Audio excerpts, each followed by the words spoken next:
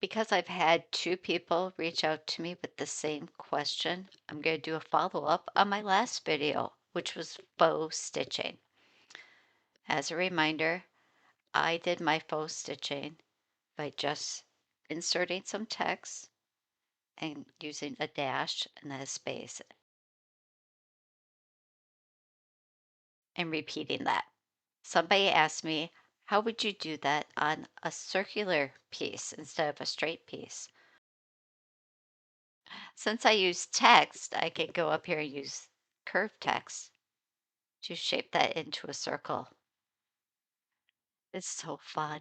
I'm sorry, sometimes even when I do something myself, I still get kind of in awe of it. So then I could put in a shape of a circle. And this, here's the hardest part, is this isn't really going to tell me how big it is, I don't think. So if I click on this and say it's, let's 5.25, just, and now I go arrange, send it to the back. Well, I guess that does work. So now if I take the circle, I'm going to just make it a little bit bigger. I could take both of these and say align to the center and then do my little subtract.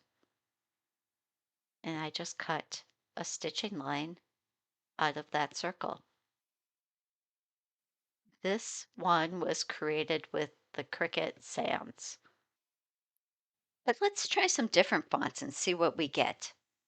I love to use free fonts in Cricut Design Space just because they're a nice economical option.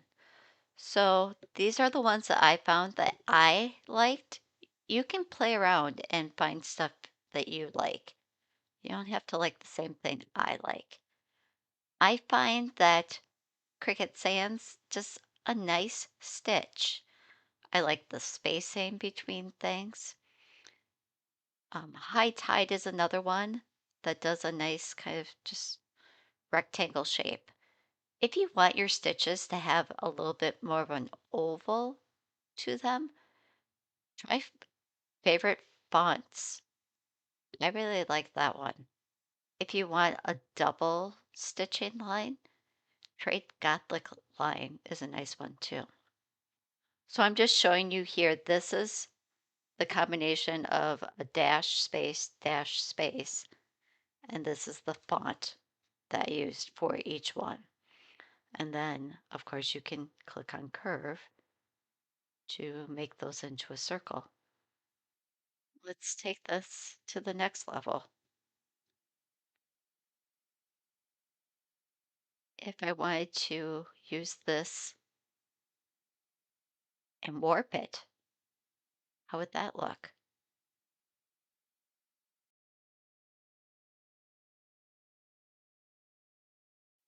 You can see that kind of bulges out in the center, but not a lot going on.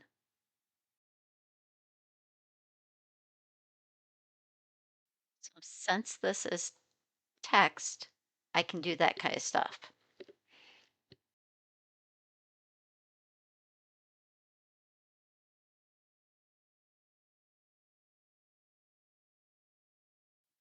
This I did an offset and applied that to the offset to it, and now I can go combine and subtract. And I cut the stitching out of that offset, which kind of makes like a scalloped almost border. Before you go, make sure to like, subscribe, and comment below. I love to hear from you.